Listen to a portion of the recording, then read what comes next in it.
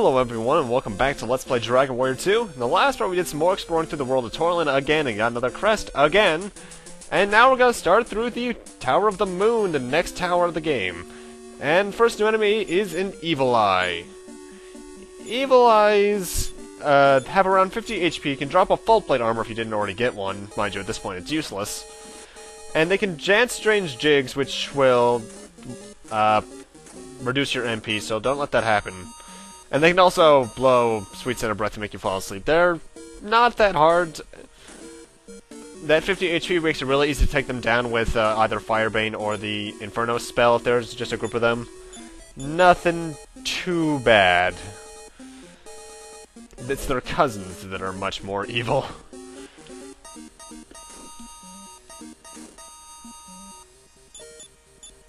Though the sprite reminds me a lot of these one enemies in Final Fantasy IV, the weird parasite kind of ones. Well, not parasite. Bacteria types ones. Also, those statues there, keep them in mind for later. And we immediately get the next new enemy, Grabupi. It's a one hell of a weird name. They have around 60 HP and can drop a copper sword, and I don't remember they can do anything else. They're weird enemies, but they are rather easy. Now, I'm going to admit, this is also a rather maze-like tower, so watch out for that. I'm taking you directly to where you need to go. There are some treasure chests around that have some medical herbs or gold in them, but like I said, I have enough gold at this point, I'm good.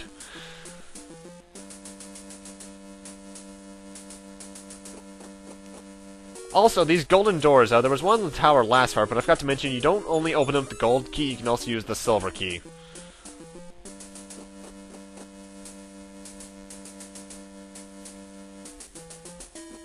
Oh, and also, since the last part, I did do the level grinding I needed to do, and got the light sword for the main character. And as you probably have seen, it's doing a lot more damage.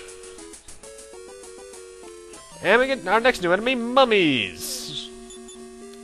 Mummies have around 75 HP, can drop clothes, and if I recall correctly, they're fairly resistant to fire. I should really have my weakness chart up. Because this game, every enemy does have spell resistances. I think it's on a value of 0 through 7. For the spell resistance, and if it's a 0, it guarantees a hit. If it's a 7, it's not, and every enemy has individual values for that. Though metal slimes are 7s on everything. Keep in mind what he just said there. That's pretty easy. But for doing this, we get the Moon Fragment, which we need in order to access the next area. And with that, I'm going to cast outside and actually head back to Osterfair for... take a guess at what? More level grinding. This I'm going till my main character gets up to level 27, and I also bought a Shield of Strength for the Prince of Cannock over at Baron.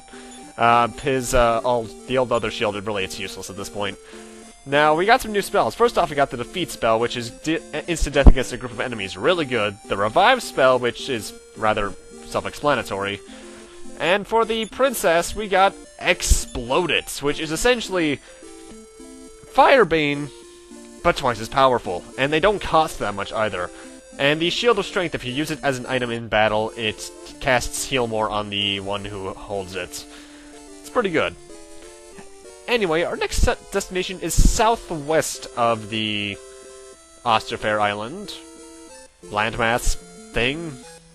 And here it is, but you gotta wonder, how do we get to it? There's shoals all over the place. Or shallows, I'm not sure which they are. Well, we did just kind of get a moon fragment, so let's try using that.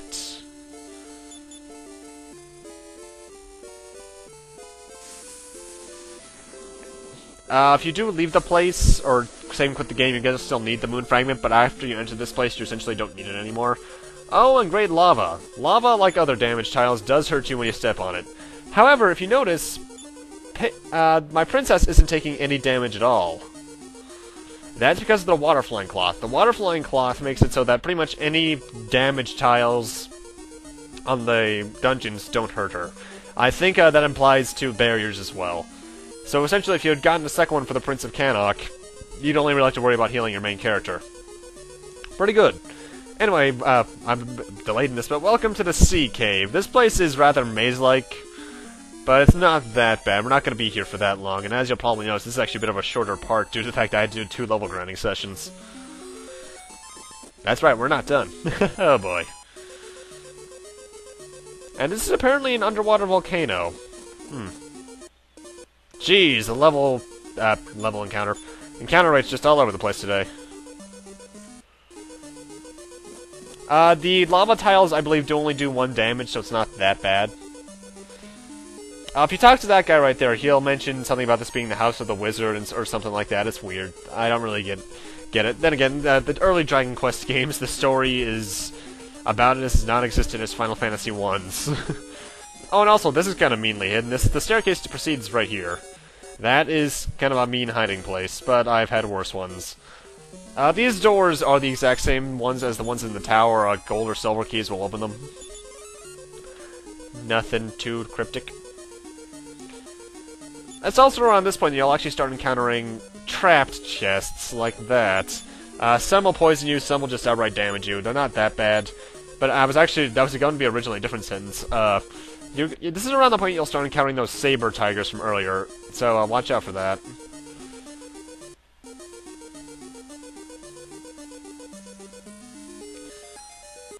Really, these dungeons, they seem long if you're exploring them, but if you have maps, they are very simple, or if you just know them. Like me in Final Fantasy 1. Oh, great, lava all over the place. All the stairs that were in the previous room do lead to down here, but I recommend going down the one I just went in. Just because it's technically the closest, I believe.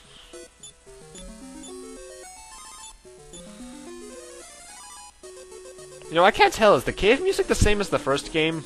You got to go back and check. Yeah, it probably is. It sounds similar enough. And we're actually already at the final floor. I didn't have that many random encounters. Oh, I should mention, the lava you can encounter enemies in, unlike Final Fantasy 1. So watch out for that. And that's just a fight with 2 evil clowns. And we got a new enemy here, Metal Hunter. Metal Hunters have around 70 HP, can drop a broadsword, and they hurt. I think they have some status inflictions, but nothing that bad.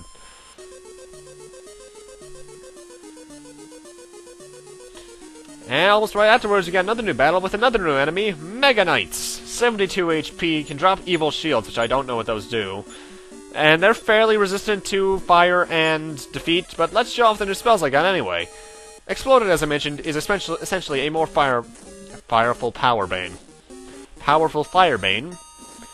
And defeat is death on a group of enemies. It doesn't always hit, but it's still really good, and it only costs 4 MP. Really good. You get those at level 23 and 19, respectively, for the people that have them. And the reward for going through this place is the Eye of Malroth. People will mention that you need that in order to get to the final area. But for right now, we're going to head back to Osterfair for more level grinding. Not much, I just want to get my princess up to, Prince of Cannock up to level 26, which was only around 4,000 experience points away. The princess also got the Step Guard spell at this point, so yeah. Now, I was originally going to cut this entire trip out, but then I realized, first off, that means that this entire thing would have been around 9 minutes.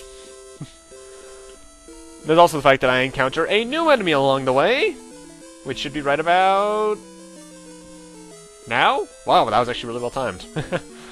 Gargoyles, essentially more powerful wingmen. 60 HP, can drop iron helmets, and that's about it.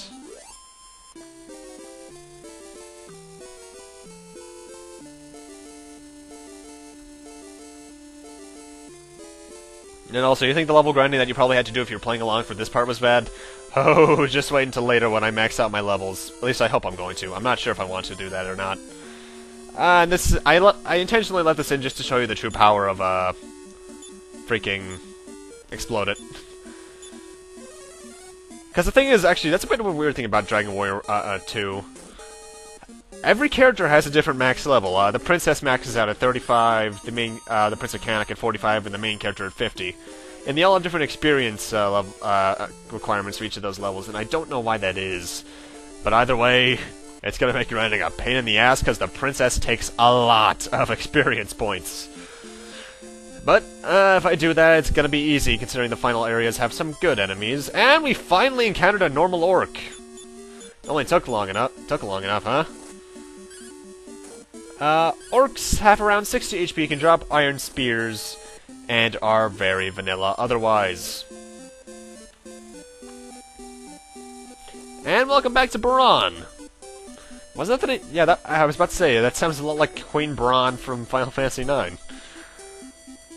And this is actually where our next destination is. Well, first off, I want to rest at the inn, obviously, because we're going into a big dungeon that everyone who plays this game hates. We actually want to head back into this area right here. If this guy could get out of my way, thank you. North of the House of Healing, there's a portal. By the way, those tiles in front of me, they're super barriers. They do around 30 damage. Don't allow yourself to get injured by them. Because this portal actually leads to the final area, technically. Well, the areas leading up to the final area, at least.